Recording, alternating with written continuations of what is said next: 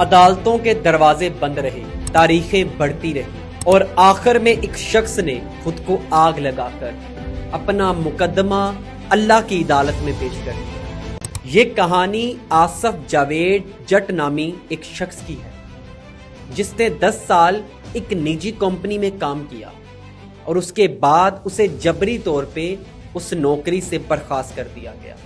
اس کے بعد یہ شخص 2016 سے عدالتوں کے دروازے کھٹکھٹا رہا ہے کہ اس کو انصاف ملے، لیکن انصاف ہمیشہ سوتا رہا۔ مایوسی اور نا امیدی کے عالم میں آصف جاوید نامی شخص نے خود کو ہائی کورٹ کے سامنے آگ لگا دی، جس کے باعث 80% اس کا جسم جھلس گیا۔ اس کے بعد اسے ہاسپٹل منتقل کیا گیا اور کچھ ہی روز کے بعد وہ شخص اپنی جان کی بازی ہار گیا۔ کیا آپ کو معلوم ہے کہ وہ شخص 6 بچوں کا باپ ہے؟ کیا انصاف دینے والے ججز روز محشر اس کا جواب دے پائیں گے؟ کیا آپ رات کو چین و سکون سے سو پائیں گے؟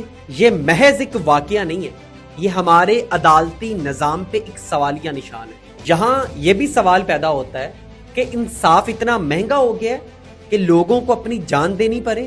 کیا ہماری عدالتیں صرف تاریخیں دینے کے لیے رہ گئی ہیں؟ اگر آپ کو لگتا ہے کہ یہ نظام تبدیل ہونا چاہیے، اس ویڈیو کو زیادہ سے زیادہ شیئر کریں تاکہ آصف جاوید کی قربانی ضائع نہ جائے۔